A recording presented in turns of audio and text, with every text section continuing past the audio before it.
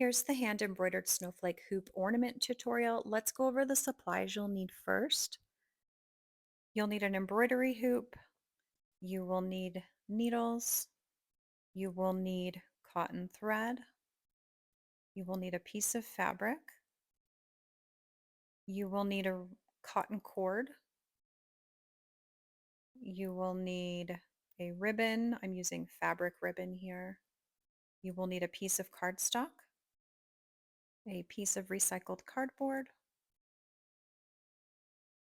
and your stick and stitch embroidery patterns. I'll list everything in the description also with more detail. To start, you want to get your needle threaded.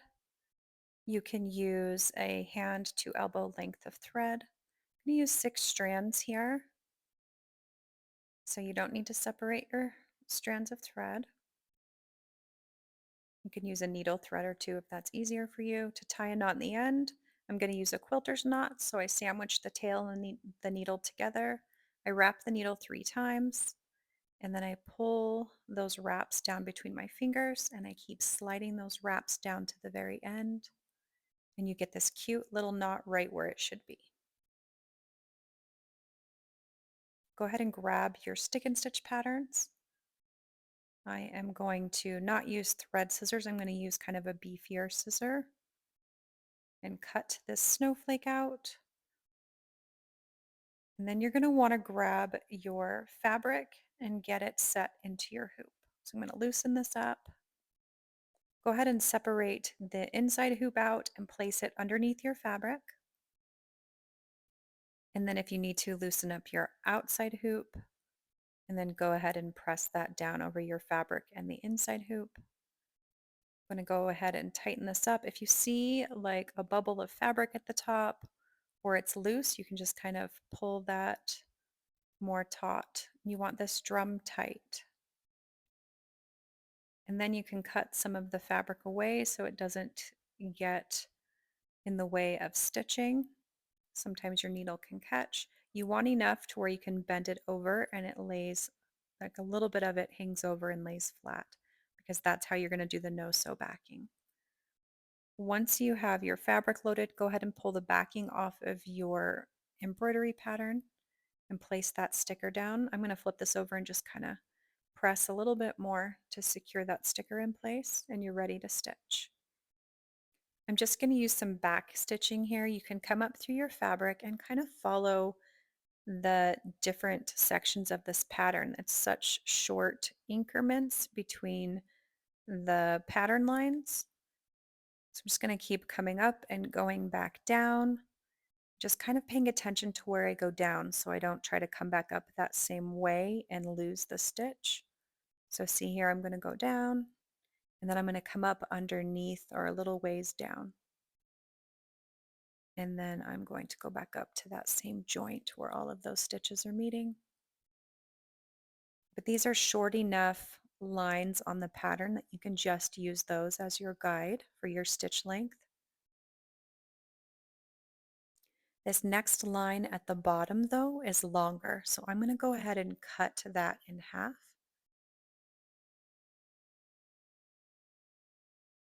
Just to kind of break up the length of that stitch.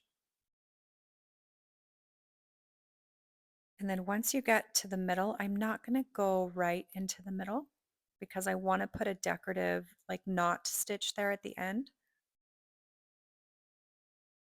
So I want to leave space for that. And then I'm going to go ahead and cross over, still leaving space in the center,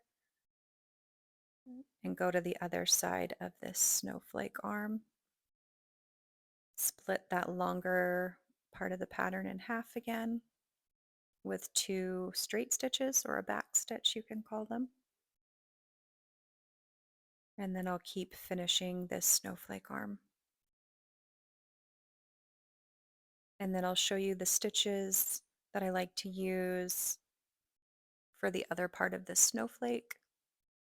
And honestly, these stitches can be used on all of the snowflake patterns. These are all very beginner friendly.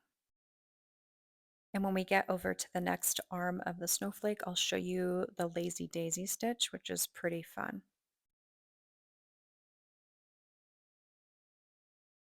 Okay, let's hop over to the other one. Go ahead and come up to the top of that oval. Go right down next to where you came up. You're going to leave a loop out and then come up at the bottom of that oval. And you're going to catch that loop. And now you want to anchor that loop down. So you're going to go around that loop, but underneath, right next to where you came up, and then go down, and it'll anchor that thread in place. I'm going to do one long straight stitch here to go over that part of the pattern. And then I'm going to come up at the top of the next oval, go down right next to where I came up, bring your needle up through the bottom of that oval, catching the loop. Once you catch the loop, you want to anchor the loop down. So go back down right next to where you came up. Just make sure you're going around that thread, that loop, and then it will be anchored down. Still leaving space in the middle to do a knot later. You probably want to leave more thread than I'm doing here to tie it off on the back. We'll see if I have enough at the end. So come up at the bottom of your oval, go down right next to where you came up, leave a loop out, catch that loop, and then anchor that loop down by going over the top of it, but right next to where you came up. It looks like one more long straight stitch or back stitch, and then another lazy daisy at the top of this snowflake arm. And while you're watching me stitch, just to reiterate, I will put a detailed list of the supplies in the caption with links. If you decide to shop those links, I'll thank you in advance. It really helps support this channel. I am pretty nervous that I do not have enough thread to tie off on the back.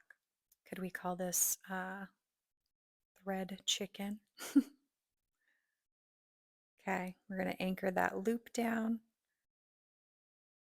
And then let's flip this piece over so I can show you how I like to tie off the back. So I like to take my needle and go under the stitch that's closest to where my thread is coming out. And that would be this one right here.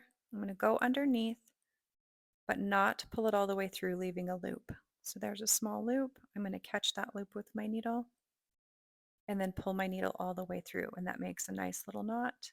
I'm going to do it one more time under that same stitch, just to give it a double knot or more security. And then I'm going to drop the needle off and cut that extra thread away just so it doesn't tangle into other back threads. And then you're ready to rethread your needle and stitch some more snowflake arms. I'm just going to fast forward through these so you can see them. And then here is a knot. I'm going to do the colonial knot. So I'm going to come up on one side of that open space. I'm going to make my thread into like a backwards C. And then I'm going to take my needle up through the top of that C. And then I'm going to wrap it one time with my working thread. And then I'm going to pull that working thread taut. And as I do that, I'm going to go back down into my pattern, still keeping that working thread pulled tighter, and then pull my thread through with the other hand. And there is a knot. I'm going to go ahead and take your pattern out of the hoop so you can remove that water-soluble paper. You'll want to run this under warm water until all of that paper has dissolved away. I fast forwarded it here a little bit, but it does move really quickly. I set mine at a windowsill to dry. You can iron it or stick it in the dryer. Let's do the backing. You'll need your cardstock. You'll need your hoop. And you'll want to trace the inside of your hoop onto the cardstock and your recycled cardboard. Once you have those traced, then you can cut them out. This is another time that regular scissors would be better than the more petite thread type embroidery scissors. Go ahead and re-hoop your fabric with your pattern. And once you do that, we will add the backing. Grab your cardstock and set that down first. And then I like to start tucking in that extra fabric. And I put the cardboard loosely on top, just kind of to hold things in place as I work that extra fabric in and under the cardboard. Once everything is tucked nicely into place, then you can press the cardboard down. And because you traced it with that hoop, everything fits really snug. If you didn't want to use cardboard, you could use foam core for a nicer look. Take your cotton cord and run it through the hardware of your hoop, and then tie a simple knot. And once you have that knot tied and secure, you can nip that extra thread off. And then you're going to loop that knot underneath that hardware to kind of hide it and get it out of the way. And then you want to take your ribbon and tie it around the hardware. It will secure that knot in place and hide everything that you don't want showing. Just tie a simple bow and you are ready to gift or hang your ornament. Don't forget to save and like this post if you're stitching along, and subscribe for more tutorials.